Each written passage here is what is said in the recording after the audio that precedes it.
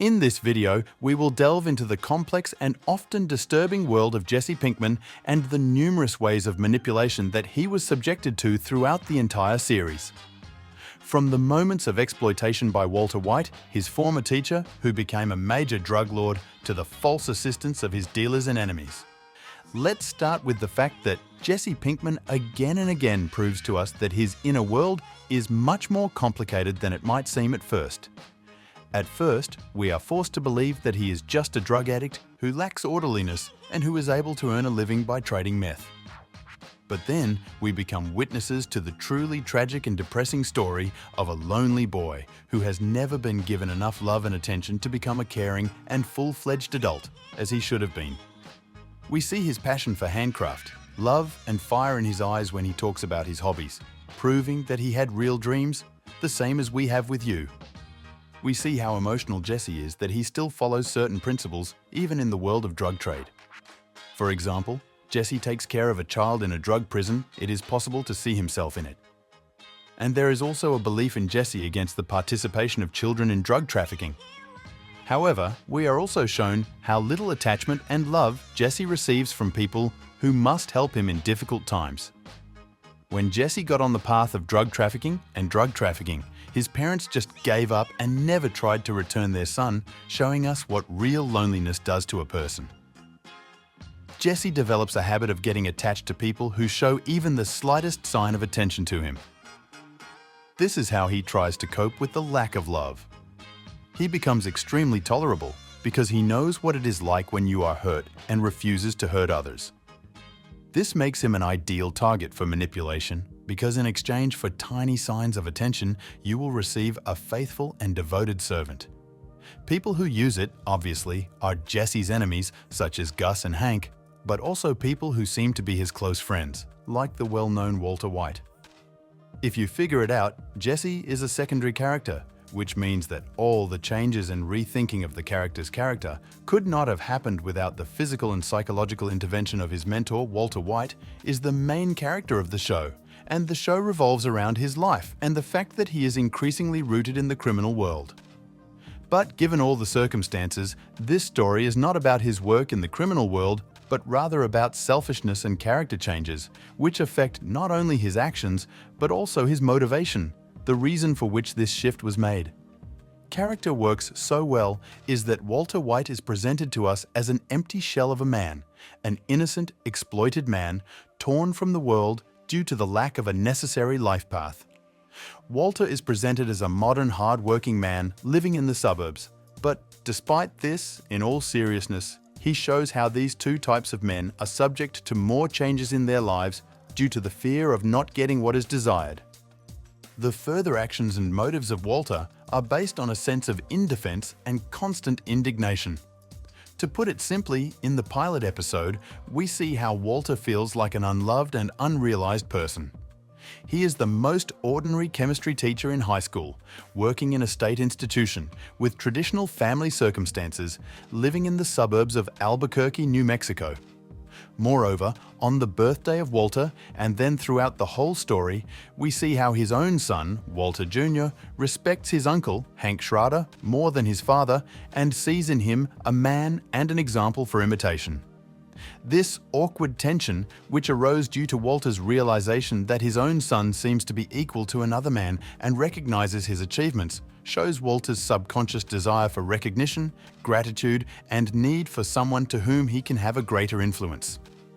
And at the culmination of this, we see Walter's relationship with his former student, Jesse Pinkman. At the very beginning of the series, the audience is deceived, showing false difficulties in the interaction between Walter and Jesse. Having learned about Walter's diagnosis, we subconsciously see an even weaker person in him, a crippled disease that does not have much time left. At the same time, when Walter addresses his former drug addict student to start a business, the Nazis assure him as if Jesse will be there for those who will be in power and that Walter will be humiliated by this drug dealer who came out of control. But the show perfectly copes with the task of showing us how unpredictably nice and emotional Jesse's mind is, while at the same time revealing how sickly and manipulative Walter White, who was once considered innocent, can become. Overcoming the difficulties of the transformation of the character, Walter tries to control Jesse to not only take control of his life, but also become a fully idealized version of himself, as he always wanted to be. And Walter's manipulations begin to increasingly resemble the manifestation of dominance due to changes in his character. Let's start with the fact that Walter clearly defines Jesse as an incompetent person when it comes to the preparation of drugs. Walter constantly scolds Jesse for being a drug addict and constantly claims and demonstrates that Jesse does not see anything in their methamphetamine operation except for the quote of the game of drugs. First of all, the game of drugs, as the reason for which Walter pursues Jesse, should be immediately refuted because the main image of Walter's ego lies at the base of their relationship. We are again and again convinced that Walter's egoism is his moral shortcoming. This is especially noticeable in the example of Walter's departure from the Grey Matter, a multi-billion-dollar company that he left, selling his share for money and breaking all possible relations with his co-founders. Comparing the life that Walter could have had if he had decided to separate his personal feelings from work with the life he lives today, and because he is not able to work out his past, we understand how destructive his ego is. The difference between the successful life of Elliot and Gretchen after they took control of the company from Walter's modest life as a teacher shows even more that his ego plays an important role in making decisions. And this subconsciously contradicts our initial idea that Walter is a rational and objectively thinking person. The abyss becomes even deeper when Elliot and Gretchen offer financial aid to cover Walter's medical expenses. And we really see the ego of this man when he rejects support. In fact, these insignificant first scenes laid the foundation for understanding who Walter White is. A man of principle, even if he has to risk himself or those he loves. Calming his ego, Walter seeks to partner with Jesse not for business, but in order to build his so-called empire. He wants Jesse to feel that Walter is still a good person, that he changes lives, that he is a role model for imitation, the best partner, and, most importantly, a real man. The empire is something that is often associated with powerful families, and in some incomprehensible way, Walter rejects his own family to create a kind of family connection with Jesse, one of the few people in his entire life who made him feel that he was able to influence something. Jesse's naivety helped Walter feel confident in their partnership, gaining attention and respect for his knowledge in the field of science and business as a whole. Being a smarter and more efficient model for imitation, Walter finally felt that he was valued and instilled in himself the thought that Jesse was needed by him. The aspect of manipulation that is not enough in these toxic relationships is that as Jesse and Walter grow their influence in the drug business, Jesse is involved in an increasing number of conflicts that Walter provoked, essentially falling into the trap of this endless cycle of attachment to Walter because of the problems that Walter himself creates and solves. But because of naivety and innocence, Jesse believes that it is a debt to him, and Jesse's uncertainty in himself and the lack of samples to imitate leads him to the need for consolation and Walter's friendship. The truly shocking part of all this is that Walter sees this cycle and tries to use it at all costs. This makes him a real manipulator of Jesse and leads to violence, which has no end. All this is elegantly intertwined in the story and in all the heavy ones, and as examples we see the poisoning of Brock, the murder of Gail, and the death of Jane. Let's start with Brock's poisoning. This is an interesting case because Walter is doing this to save his life. He understood that Jesse was approaching the gas and that this would lead to the possible end of Walter's career. Therefore, Brock's murder can be considered as a tactical move, not as a sociopathic manipulation. But we will consider both options. Although this move seems to be an extremely logical step, this is exactly the extreme step.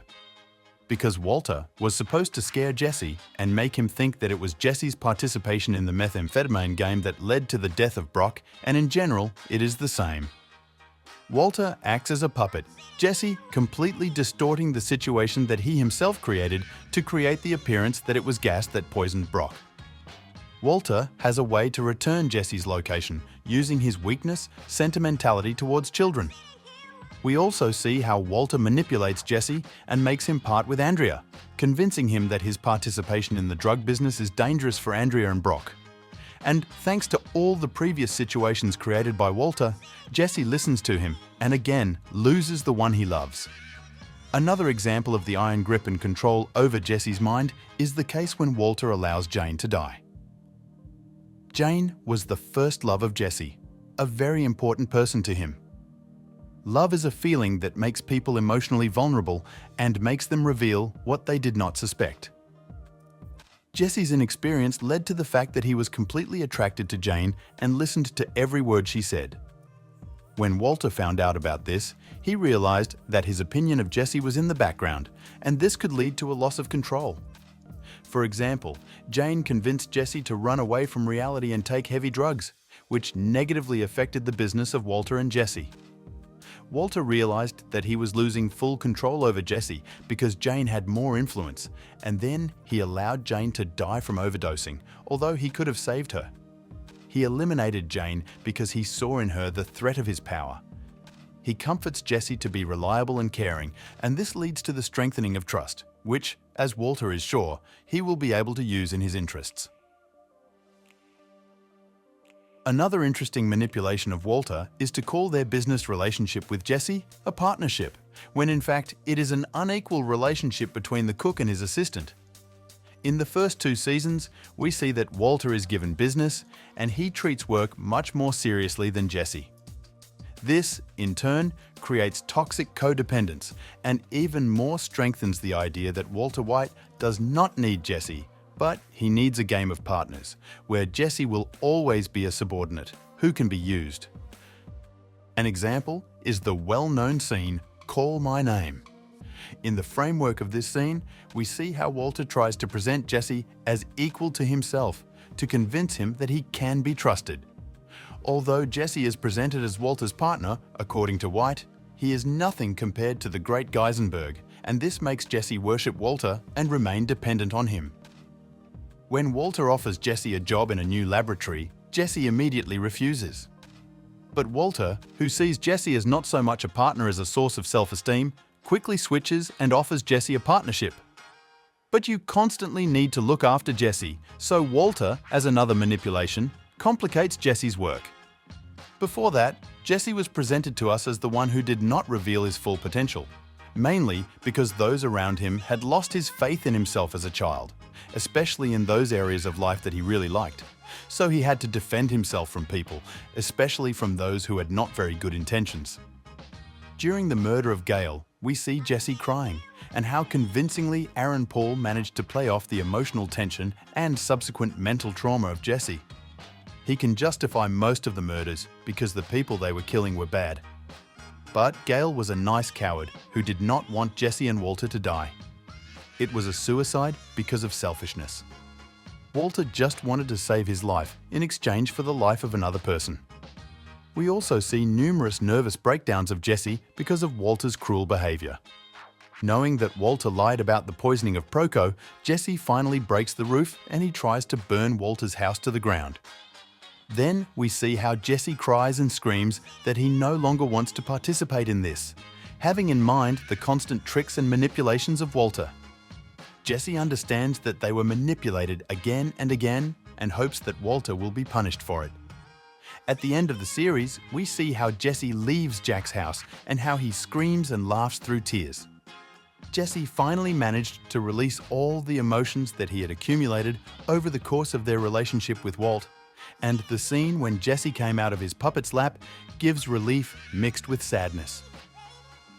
It is interesting that Walter was not the only one who used Jesse's emotional naivety. Gus also acknowledged Jesse's treachery and used it to attract Jesse to his side in the hope of replacing Walter and convincing Jesse to become the chief cook instead of Walt. Gus needed Jesse after Gail's death. This theme comes up when it comes to Jesse, and he is remembered only when he is needed. Gus takes Jesse on strictly certain things to make him feel involved and important, which Walter did not always succeed because he often underestimated Jesse's merits. Gus actually staged the robbery to make Jesse feel important and needed, which made Jesse take his role in business more seriously. He began to associate the feeling of happiness and fulfillment with working with Gus, which was not the case with Walt, who successfully manipulated him, And so Jesse came to the thought that he was better off with Gus. Other important people who were manipulated by Walter were Gail and Hank. Walter gaslighted Gail, making him think that the batch of goods he cooked were bad, although Gail was just following false instructions from Walter.